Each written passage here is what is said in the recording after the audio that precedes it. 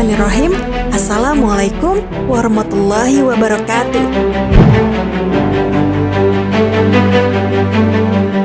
Sahabat Muslim, Perang Uhud adalah salah satu peristiwa bersejarah yang tidak bisa dilupakan dalam Islam.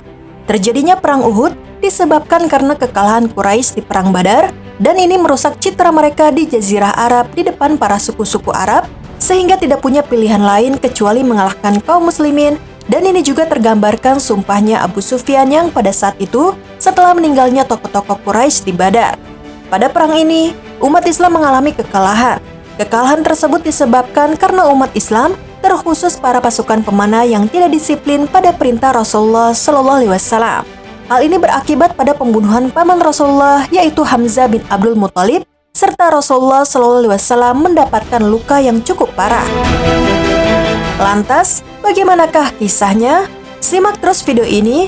Namun sebelum lanjut ke videonya, silahkan tekan tombol subscribe dan tombol lonceng di bawah ini sebagai bentuk dukungan kalian agar channel ini tetap terus menyebarkan informasi seputar Islam. Dan terima kasih untuk yang sudah subscribe.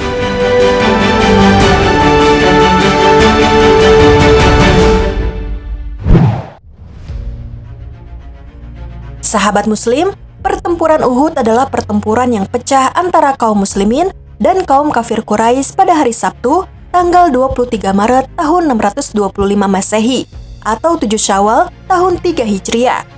Pertempuran ini terjadi kurang lebih setahun lebih seminggu setelah pertempuran Badar. Tentara Islam saat itu berjumlah 1.000 orang, namun dihasut oleh Abdullah pimpinan kaum munafikin dari Madinah, sehingga kaum munafik saat itu mundur dari medan perang yang berjumlah 300 orang. Sehingga jumlah tentara kaum muslimin yang saat itu mengikuti perang Uhud berjumlah 700 orang, sedangkan tentara kafir berjumlah 3.000 orang.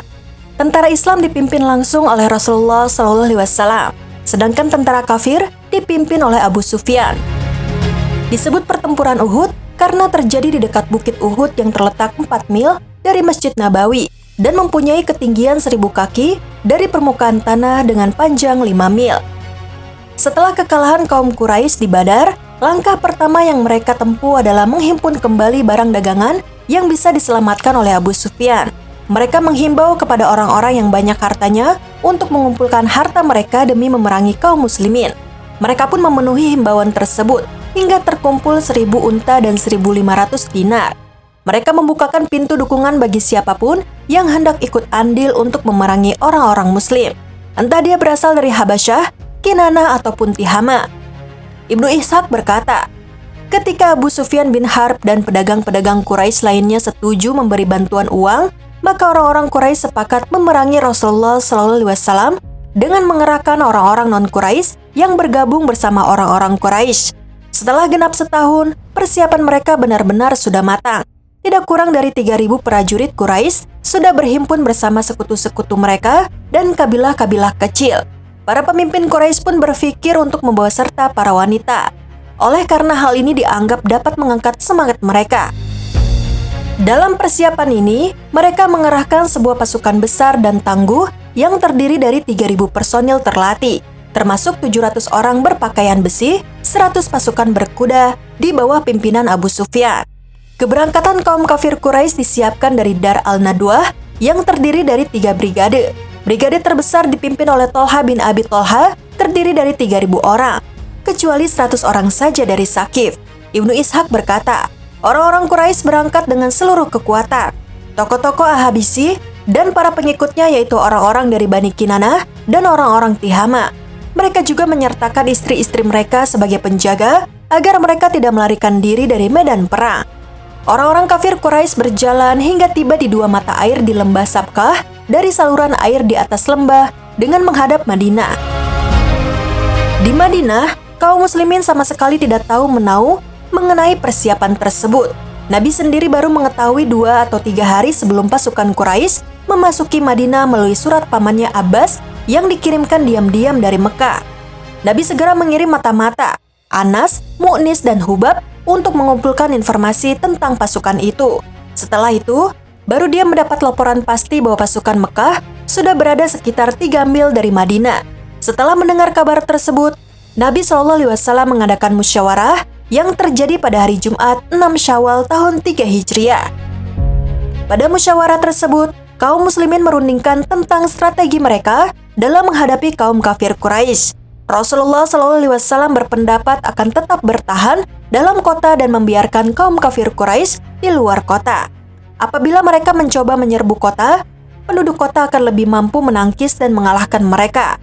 Abdullah bin Ubay bin Salul mendukung pendapat itu. Ibnu Ishaq berkata, Rasulullah SAW bersabda kepada para sahabat, "Jika kalian mau, kalian tetap saja di Madinah dan biarkan mereka di tempat mereka singgah. Jika mereka tetap di tempat tersebut menjadi tempat yang paling jelek. Jika mereka masuk kepada kita, maka kita perangi mereka di dalamnya." Pendapat Abdullah bin Ubay bin Salul sama persis dengan pendapat Rasulullah SAW. Rasulullah pada awalnya lebih condong kepada pendapat yang kedua. Namun karena desakan dari sekelompok kaum muslimin yang tidak ikut dalam perang Badar, maka Rasulullah pun memutuskan untuk keluar kota Madinah. Sekelompok tersebut merupakan kelompok kaum muda yang bersemangat ingin mati sebagai pahlawan syahid. Mereka pun berkata, "Kami selalu memohon kepada Allah dan menunggu-nunggu datangnya hari yang bahagia itu. Sekarang Allah mendatangkan hari itu, tidak beberapa lama lagi." Setelah itu Nabi keluar membawa pasukan berkekuatan 1.000 orang menuju ke pegunungan Uhud. Tapi di tengah perjalanan, sebagian kaum muslimin keluar dari barisan kaum muslimin, sehingga hanya tersisa 700 orang. Di sana Rasulullah SAW membagi tugas pasukannya dan membariskan mereka sebagai persiapan untuk menghadapi pertempuran. Nabi menunjuk satu detasemen yang terdiri dari para pemanah ulung. Komandan detasemen itu diserahkan kepada Abdullah bin Jubair bin Al-Nu'man Al-Ansori Al-Ausi. Nabi memerintahkan agar mereka menempati posisi di atas bukit sebelah selatan Wadi Kanat yang di kemudian hari dikenal dengan nama Jabal Ruma. Posisinya kira-kira 150 meter dari posisi pasukan kaum muslimin. Kepada pasukan pemanah, Nabi memerintahkan, "Jagalah pasukan kuda dari kita dengan panah kalian, dan jangan biarkan mereka datang dari garis belakang, meskipun pertempuran milik kita ataupun mereka menunjukkan perlawanan. Jagalah pos kalian, sehingga kita tidak dapat diserang dari arah kalian." Pasukan muslimin di sayap kanan dikomandani Al-Munzir bin Amr, di sayap kiri dikomandani Al-Zubair bin Awam, dan didukung oleh satuan pasukan yang dikomandani Al-Miqdad bin Al-Aswad. Al-Zubair bertugas menghalang pasukan penunggang kuda kaum kafir Quraisy yang dipimpin oleh Khalid bin Walid dan Ikrimah bin Abi Jahal. Di sisi lain, orang-orang kafir Quraisy dalam mengatur pasukannya hanya berdasarkan aturan barisan-barisan. Komandan pasukan tertinggi ada di tangan Abu Sufyan bin Harb yang mengambil posisi di tengah-tengah pasukan. Kavaleri Quraisy di sayap lainnya, sedangkan pejalan kaki dipimpin oleh Safwan bin Umayyah dan para pemanah dipimpin oleh Abdullah bin Rabi'ah. Bendera perang diserahkan kepada beberapa orang dari Bani Abdi Al-Dar. Pembagian ini memang merupakan kedudukan mereka semenjak Bani Abdi Al-Manaf membagi-bagi beberapa kedudukan di Mekah yang diwarisi oleh Qusay bin Kilab. Sebelum berperang, Abu Sufyan sempat mengirim surat kepada orang-orang Ansor yang isinya, "Biarkanlah urusan kami dengan anak paman kami, dan setelah itu kami akan pulang tanpa mengusik kalian, karena tidak ada gunanya kami memerangi kalian." Hal ini dimaksudkan agar kaum muslimin menjadi tercerai-berai. Namun hal ini tak berhasil memecah belah kaum muslimin.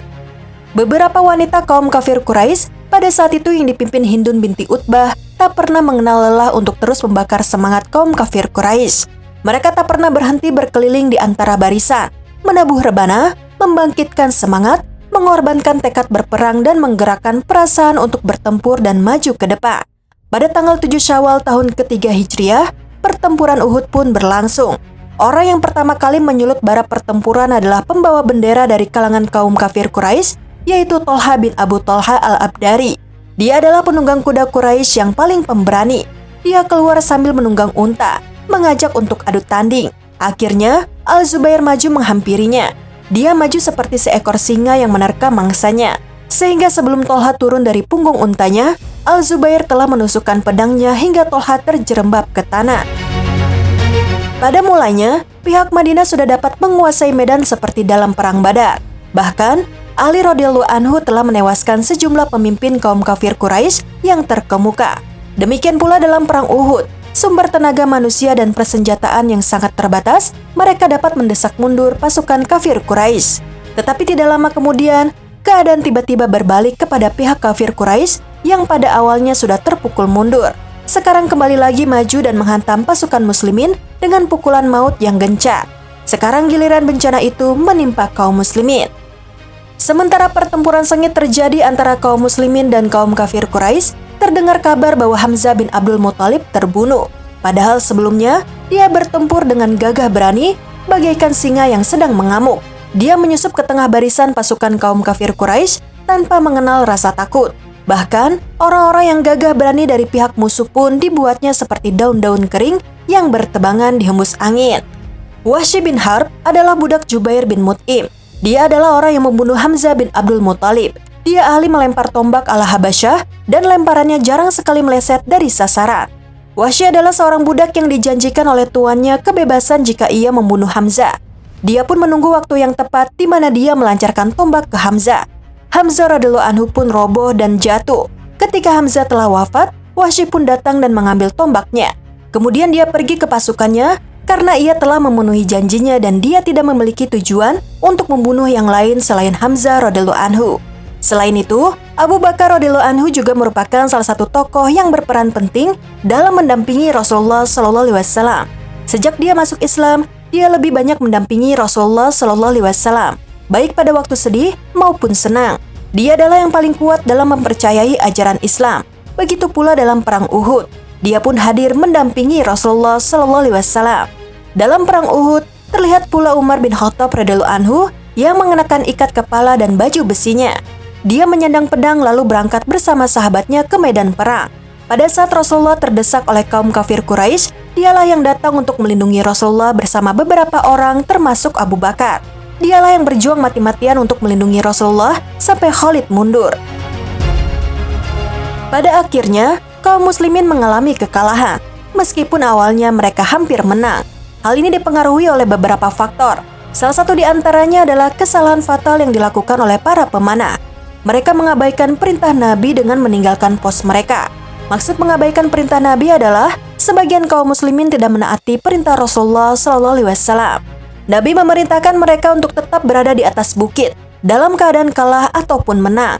Sekalipun sudah ada perintah yang sangat tegas ini, tatkala pasukan pemanah melihat orang-orang muslim sudah mengumpulkan harta rampasan dari pihak musuh, mereka pun dikuasai rasa egoisme, kecintaan terhadap duniawi.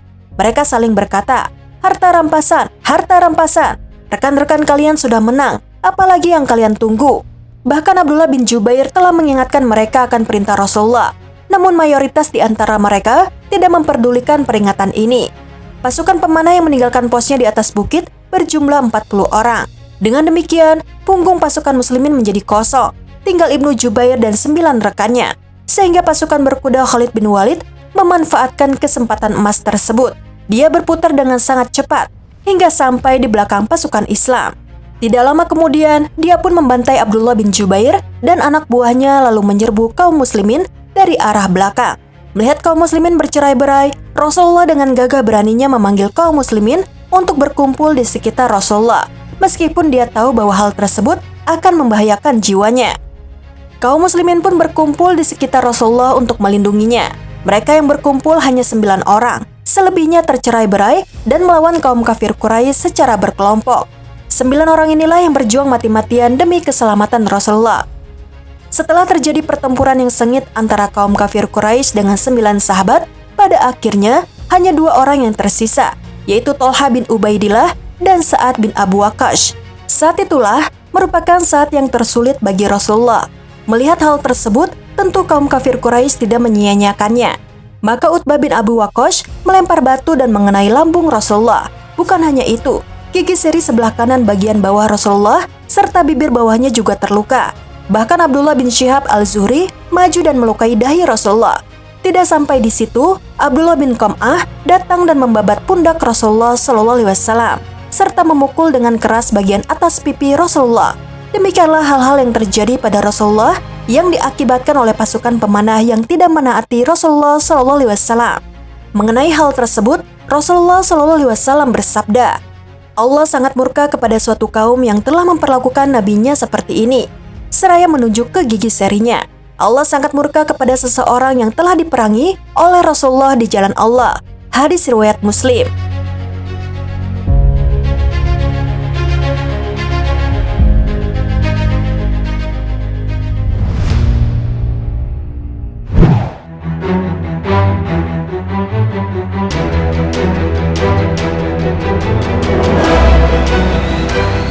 Sahabat Muslim, demikianlah kisah Perang Uhud yang bersejarah bagi umat Islam. Perang Uhud merupakan peristiwa paling menyedihkan bagi umat Islam. Umat Islam mengalami kekalahan yang begitu menyakitkan hati. Mulai dari pembunuhan Hamzah oleh Wahsy, Rasulullah terluka dalam perang tersebut, hingga kaum muslimin yang tewas sebagai syuhada dalam jumlah besar. Hal ini mengindikasikan bahwa Perang Uhud merupakan kekalahan terbesar umat Islam. Meskipun demikian, kekalahan merupakan awal dari sebuah kesuksesan. Karena dari kekalahan kita belajar, sehingga kita terdorong untuk terus melakukan yang terbaik dalam kehidupan di masa yang akan datang. Sekian video kali ini. Wassalamualaikum warahmatullahi wabarakatuh.